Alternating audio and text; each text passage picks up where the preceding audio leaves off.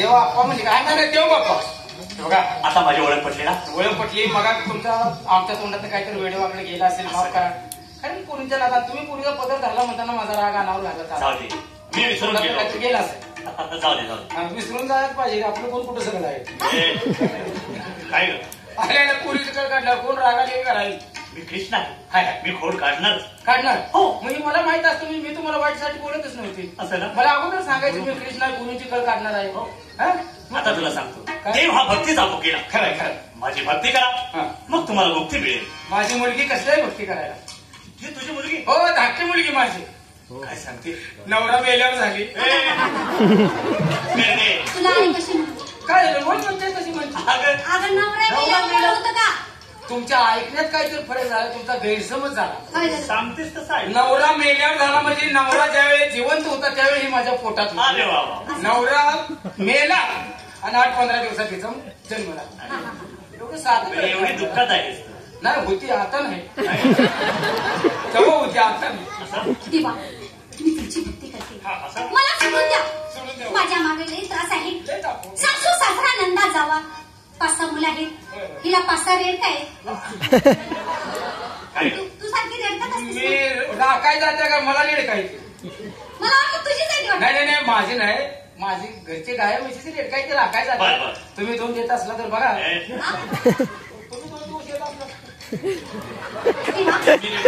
मी तुमची भक्ती करते, परंतु इथं नाही. झालं काय? पुण्याच्या बाहेर चला.